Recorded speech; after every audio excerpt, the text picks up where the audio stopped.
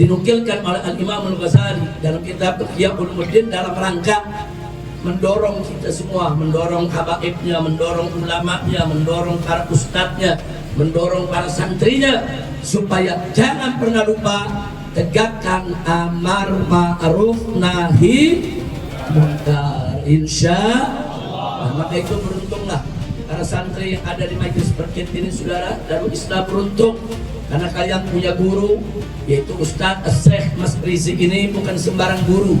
Beliau berilmu dengan sanad, dan beliau bukan hanya berdakwah, tapi beliau juga menegakkan amar ma'ruf nahi munkar. Makanya tadi saya begitu masuk kemari, apalagi tadi dibawakan yaitu nasib-nasib perjuangan amar ma'ruf nahi munkar, saya jadi ingat ada di Jakarta, Mas Rizik.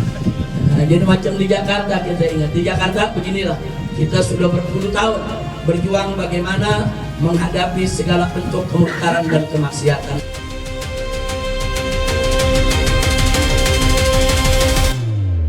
Anda terima apa bukunya EPI itu. Nah, jadi kita langsung setiap Isnin saya mimpi ada cahaya turun di sini. Nah, cahaya yang besar turun dari sini. Badru alaina Nur Muhammad SAW turun ke bumi sini. Jadi setiap Isnin malam Selasa itu kita buat maulid. Jadi selawat ini jadi selawat yang membakar semangat untuk santri-santri. Alhamdulillah, inilah habit perjuangan kita di sini.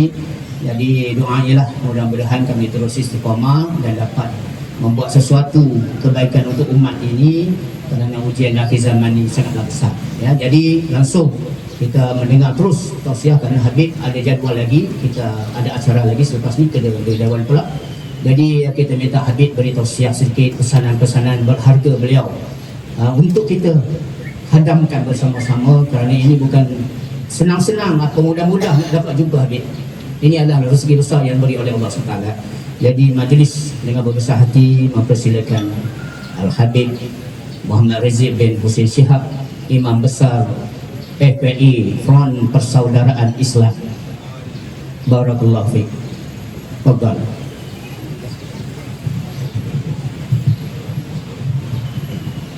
Assalamualaikum warahmatullahi wabarakatuh.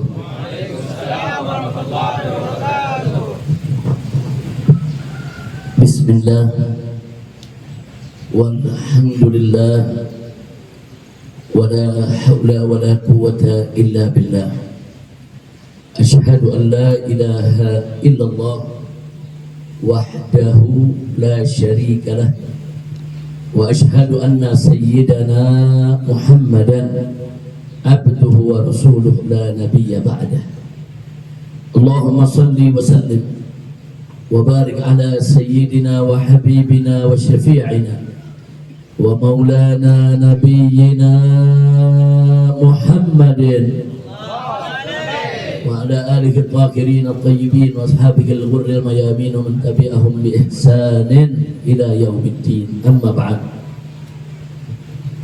Siyadatul Ustaz akhina al-fadil al-muhtaram al-mukarram Mas Rizik bin Sa'd hafidhahullah ta'ala wa ra'ah, famatana Allah bituli hayatih wa nafa'ana bi ulumih fid din wad dunya wal akhirah, amin ya rabbal alamin. Siyadatul habaib asy-syurafa wa sa'adatul ulama al-fudala wa jami'it talabah al-ahibba al-a'izza rahimakumullah. Fi hadhihi al-qissah at-tayyibah wa bimithli hadha al-ijtima' al-mubarak la ansa an usiyakum jami'an wa nafsi bitaqwallah wa bita'ati Rasulillah sallallahu alaihi wasallam.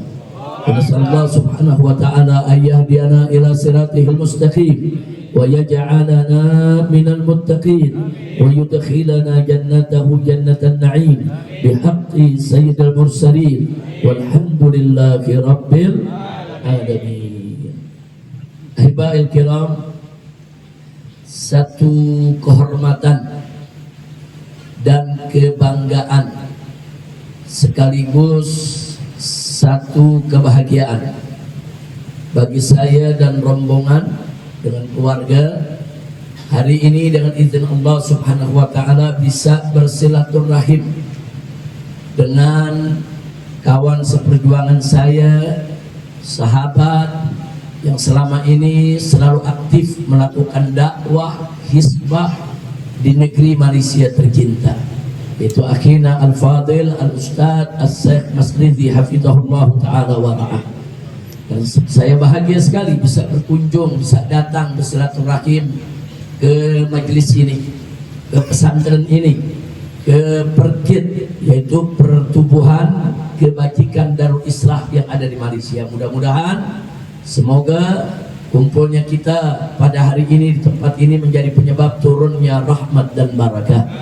Amin ya rabbal alamin. Kepada semua para ustadz, para tuan-tuan guru, tuan dan puan yang berbahagia, sekali lagi saya sampaikan yaitu rasa syukur bahagia saya bisa hadir atau boleh hadir yaitu tempat ini pada hari ini. Baiklah ya kawan, ada satu riwayat yang ingin saya sampaikan dalam pertemuan seperti ini karena waktu kita tidak banyak. Satu hadis yang dinukilkan oleh Imam Al-Ghazali dalam kitab Ihya Ulumuddin, yang memang dikatakan oleh Imam Iraqi dhaiful isnad tapi ma'mul bih fid dakwah. Hadis ini sangat diamalkan dalam dunia dakwah, sangat diamalkan dalam dunia taujih wal irsyad, sangat diamalkan dalam dunia at-targhib wa tarhib, di mana sebuah hadis diriwayatkan oleh Abu Umamah Al-Bahili radhiyallahu taala anhu. Beliau menceritakan suatu ketika Nabi kita Sayyiduna Muhammad sallallahu alaihi wasallam duduk saudara di majelis bersama para sahabat yang tercinta radhiyallahu anhum. Kemudian Nabi mengatakan kepada para sahabat, yaitu mengajukan sebuah pertanyaan, sebuah soalan. Apa kata beliau? Kaifa antum idza taqat nisa'ukum wa fashaqa subbanukum wa taraktum jihadakum? Kaifa antum, kata Nabi, bagaimana kamu sekalian? Macam mana kamu sekalian jika suatu hari nanti, suatu zaman nanti, taqat nisa'ukum, perempuan-perempuanmu durhaka, wa fasaqa subbanukum, dan pemuda-pemudamu durjana, wa taraktum jihadakum, sementara kamu sekalian hai umatku beramai-ramai meninggalkan kewajiban jihad. Jadi Nabi bertanya, bagaimana? Bagaimana kamu sekalian kalau suatu ketika nanti macam itu kondisinya? Kemudian para sahabat terkejut, balik bertanya kepada Nabi alaihi salatu wasallam. Apa kata mereka? Apakah inun dalika ya Rasulullah? Apa iya kondisi nanti akan seperti itu wahai Rasulullah? Sahabat bertanya bukan tak percaya Nabi. Sahabat bertanya, saudara, bukan tak yakin dengan berita dari Nabi, tapi sahabat bertanya karena kaget, terkejut. Macam mana kok umat Islam yang dididik oleh Nabi makin hari makin baik, makin hari makin bagus. Dari mulai di Mekah hijrah ke Madinah, makin hari imannya makin kuat, makin hari ibadahnya makin bagus. Kok tiba-tiba Nabi memberikan berita, memberikan kabar nanti umatku kondisinya seperti itu, perempuannya durhaka, pemudanya durjana, umat Islam rame-rame meninggalkan jihad, saudara. Dan itu kita lihat saat ini dengan mata kepala kita. Nah, macam mana kita lihat perempuan-perempuan kita mutabarrijat, membuka-buka aurat di mana-mana tempat, saudara. Bagaimana pemuda-pemuda kita sekarang yang terkena narkoba, yang terkena khamar, yang terkena arak, bahkan ada anak yang bunuh orang tua, bunuh ibu, bunuh ayahnya. Persis yang Nabi katakan. Dan sekarang ini, saudara, jangankan berjihad, bicara jihad pun banyak yang takut, saudara. Jadi umat Islam ditakut-takuti. Kalau bicara jihad nanti disebut teroris, kalau bicara jihad nanti disebut ekstremis, kalau bicara jihad nanti disebut ini orang berbahaya, dan seterusnya. Persis seperti yang Nabi beritakan terjadi di zaman kita sekarang ini. Nah, para sahabat di zaman itu terkejut. Apa iya ya Rasulullah, nanti umat Islam akan seperti itu? Apa dijawab oleh Nabi? Kata Nabi alaihi salatu wasallam, na'am, bal asyaddu minhu sayakun. Kata Nabi, ya benar akan seperti itu. Walladzi nafsi biyadih, kata Nabi, beliau bersumpah, demi Allah yang jiwaku ada dalam kekuasaannya, wa asattu minhu sayakun, nanti kondisi umatku lebih berat dari itu. Kemudian para sahabat bertanya, wa ma asyaddu minhu ya Rasulullah, kondisi macam mana lagi yang lebih berat dari itu ya Rasulullah? Tadi aja udah berat ini, perempuan durjana, pemuda durhaka, jihad ditinggal, itu udah berat itu. Kata Nabi, nanti kondisinya lebih rusak lagi, lebih teruk lagi, lebih buruk lagi, lebih tak bagus lagi. Makanya sahabat bertanya, kondisi macam mana yang lebih buruk? Akhirnya Nabi mengatakan, saudara, di mana beliau mengatakan, kaifa antum? Nabi ajukan lagi pertanyaan, bagaimana kamu sekalian? Idza lam ta'muru bima'rufin wa lam tanhau 'anil munkari. Bagaimana kamu sekalian kalau nanti kamu dapat suatu zaman kamu tidak lagi menegakkan amar ma'ruf nahi munkar, kamu tidak lagi menyerukan kepada kema'rufan dan tidak lagi mencegah kemunkaran. Ini kata Nabi kondisi yang lebih teruk lagi. Ini kondisi yang lebih berbahaya lagi, saudara. Sahabat makin terkejut, makin kaget. Kenapa? Sebab dulu sahabat Nabi menjadi umat yang terbaik justru karena amar ma'ruf nahi munkar. Kuntum khairu ummatin ukhrijat lin-nasi ta'muruna bil ma'rufi wa tanhauna 'anil munkar. Allah menyatakan dalam Al-Qur'an, engkau ya Muhammad bersama para sahabatmu semua, kuntum khairu ummatin, engkau sekalian adalah umat yang terbaik. Kenapa menjadi umat yang terbaik? Ukhrijat lin-nas, yang dikeluarkan oleh Allah untuk umat manusia di alam semesta ini. Kenapa menjadi yang terbaik? Ta'muruna bil ma'ruf wa tanhauna 'anil munkar, karena engkau sekalian menyerukan kema'rufan dan mencegah kemunkaran. Jadi amar ma'ruf nahi munkar itu kunci para sahabat menjadi umat yang terbaik. Nah sekarang Nabi kasih berita, nanti amar ma'ruf nahi munkar kalian tinggal. Jadi macam mana kita mau jadi umat yang terbaik? Macam mana kita mau jadi kuntum khairu ummatin ukhrijat linnas kalau kita tidak menegakkan amar ma'ruf nahi munkar, saudara? Kaget lagi para sahabat. Mereka bertanya lagi, awakah ini dzalika ya Rasulullah? Bisa begitu ya Rasulullah keadaan umat ini? Kok bisa rusak begitu?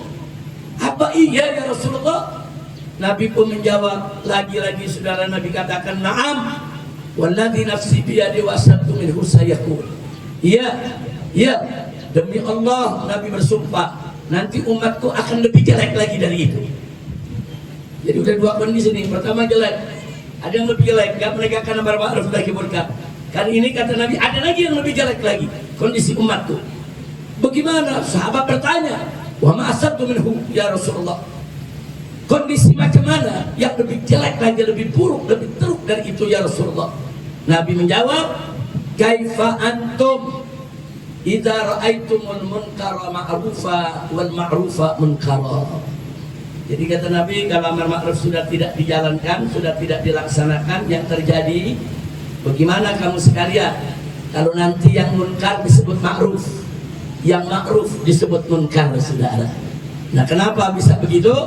Karena amar ma'ruf nahi munkar tidak ditegakkan, sehingga kemunkaran merajalela, saudara, di mana-mana. Akhirnya banyak masyarakat menganggap yang munkar itu ma'ruf karena terbiasa, karena sudah jadi budaya, saudara. Nah bahkan sebaliknya, ada yang ma'ruf dianggap munkar. Nah ini yang terjadi di zaman ini. Semua yang Nabi kabarkan terjadi di hadapan kita saat ini, saudara. Macam mana Ustaz Masrisi menegakkan kema'rufan, tapi apa disebut? Oh ini, saudara, pembangkang. Oh ini ekstrim. Oh ini teroris, saudara. Sementara mereka-mereka yang melacurkan diri, saudara, dianggap profesi, mencari kerja. Mereka-mereka yang berbuat kemungkaran di mana-mana dianggap itu kebaikan. Na'udzubillah min dzalik, saudara. Nah kemudian para sahabat terkejut lagi, saudara. Kata sahabat, awaka min dzalika ya Rasulullah, kok macam itu kondisi umat wahai Rasulullah? Kok bisa rusak begitu? Kemudian Nabi, saudara, mengatakan lagi, kaifa antum, bagaimana kamu sekalian? Kata Nabi alaihi salatu wasallam, idza ta'muru bil munkar, idza amartum bil munkari wa nahaitum 'anil ma'ruf. Bagaimana kamu sekalian kalau nanti zamannya akan lebih parah lagi, di mana kalian umat Islam akan menyerukan kepada kemunkaran dan mencegah kema'rufan. Saudara, jadi karena amar ma'ruf nahi munkar tak dilaksanakan, yang ma'ruf disebut munkar, munkar disebut ma'ruf, akhirnya berubah lagi. Saudara, orang beramai-ramai menyeru kepada kemunkaran. Orang diajak berjudi, orang diajak menunggak arak, orang diajak untuk berbuat maksiat. Sementara saudara, banyak umat akhirnya saudara mencegah kemakrufan. Saudara, ustaz mau buat pengajian dilarang, ustaz mau meneriakan yang hak dilarang, ustaz mau bicara yang hak ditangkap, dipenjara. Itu yang terjadi zaman ini, percis seperti yang dikabarkan oleh Nabi. Saudara, sedih para sahabat yang mendengar, nangis mereka. Akhirnya mereka bertanya lagi kepada Nabi, awaka inun dalika ya Rasulullah, kok bisa begitu kondisi umat ya Rasulullah, kenapa begitu rusak? Kali ini Nabi menjawab dengan jawaban pamungkas, jawaban yang terakhir. Saudara, kata Nabi, na'am, ya, walladzi nafsi biyadi wasaddu minhu sayakun, ya, nanti umatku akan seperti itu, bahkan nanti lebih teruk, lebih jelek lagi dari itu semua. Dan akhirnya kata Nabi, kalau sudah macam itu, wallahu subhanahu wa ta'ala yaqul, maka Allah subhanahu wa ta'ala berfirman. Nah, jadi Nabi yang mengatakan Allah berfirman, berarti hadis qudsi. Saudara, apa kata Allah dalam hadis qudsinya? Saudara, bi haliftu, dengan zatku aku bersumpah, la utihanna lahum fitnatan, aku akan buka pintu-pintu fitnah, pintu-pintu musibah, pintu-pintu bencana, pintu-pintu mara bahaya untuk umat ini. Macam bencana Allah akan kirim, macam musibah Allah akan kirim. Lalu kalau itu sudah terjadi, yasiru fihal alimu hayran, orang-orang alim, orang-orang arif, orang-orang bijak, ulama-ulama yang istiqamah, ulama-ulama yang lurus, mereka semua kebingungan. Saudara, kenapa? Karena doa mereka nggak diterima lagi oleh Allah. Bencana terus datang, saudara, mara bahaya terus datang. Kenapa? Karena amar ma'ruf nahi munkar sudah tidak ditegakkan. Yang munkar disebut ma'ruf, yang ma'ruf disebut munkar. Bahkan ada masyarakat yang menyuruhkan kemunkaran, saudara, dan mencegah kemakrufan. Ulama tidak dihargai lagi, ulama tidak didengar lagi, ulama, saudara, sudah tidak dihormati lagi. Ilmu mereka semua diabaikan. Akhirnya ulama pun kebingungan. Disitulah berbagai macam bencana akan datang. Na'udzubillah min. Saudara, nah ini dinukilkan oleh Al-Imam Al-Ghazali dalam kitab Ihya Ulumuddin dalam rangka mendorong kita semua, mendorong habaibnya, mendorong ulamanya, mendorong para ustadznya, mendorong para santrinya, supaya jangan pernah lupa tegakkan amar ma'ruf nahi munkar. Insya Allah. Maka itu beruntunglah para santri yang ada di majelis berkit ini, saudara. Darul Islam beruntung karena kalian punya guru, yaitu Ustadz Syekh Mas Rizik. Ini bukan sembarang guru. Beliau berilmu dengan sanad, dan beliau bukan hanya berdakwah, tapi beliau juga menegakkan amar ma'ruf nahi munkar. Makanya tadi saya begitu masuk kemari, apalagi tadi dibawakan yaitu nasib-nasib perjuangan amar ma'ruf nahi munkar, saya jadi ingat ada di Jakarta, Mas Rizik. Nah, jadi macam di Jakarta kita ingat. Di Jakarta beginilah, kita sudah berpuluh tahun berjuang bagaimana menghadapi segala bentuk kemungkaran dan kemaksiatan. Maaf, Jakarta itu pusat maksiat. Maksiat apa aja ada di Jakarta. Jakarta itu pusat kemungkaran. Kami khawatir kalau kami tidak tegakkan amar ma'ruf nahi munkar di Jakarta, mungkin dari kemarin Jakarta sudah tenggelam, Jakarta sudah gempa, Jakarta sudah tidak ada, Jakarta sudah hancur, saudara. Itu yang kami tak mau terjadi, saudara. Nah, macam mana supaya Jakarta tidak dihancurkan Allah, tidak ditenggelamkan, tidak terjadi gempa bumi dan lain sebagainya? Tegakkan amar ma'ruf nahi munkar. Karena amar ma'ruf nahi munkar menjadi paku bumi dan pintu keselamatan kita semua, insya Allah. Mudah-mudahan berkit dengan guru besarnya, yaitu Ustadz Syekh Mas Rizik. Begitu juga dengan semua NGO Islam yang ada di Malaysia ini, saudara, kita berikan sokongan, kita dukung, berjuang terus, apalagi bekerja sama dengan kerajaan, dengan kesultanan, dengan Ahli Pertuan Agung. Ini satu kerjasama yang sangat baik, yaitu selamatkan Malaysia, selamatkan Kuala Lumpur, selamatkan semua negeri ini dari bencana dengan menegakkan dakwah serta amar ma'ruf nahi munkar, insya Allah. Nah itu saja yang ingin saya sampaikan, sekedar berbagi. Insya Allah di lain waktu Ustaz Mas Rizi saya akan datang lagi kemari. Insya Allah kita akan bawa rombongan pengurus daripada FPI, Front Persaudaraan Islam, dan nanti Tuan Guru Mas Rizi juga dengan rombongan akan datang lagi ke Jakarta untuk kita berbagi pengalaman, berbagi tugas, perjuangan, dan untuk kita merapatkan barisan supaya amar ma'ruf nahi munkar bukan hanya di Indonesia, bukan hanya di Malaysia, bahkan kita berharap senusantara, bahkan sedunia, insya Allah. Nah itu saja yang bisa saya sampaikan, mudah-mudahan bermanfaat untuk kita semua.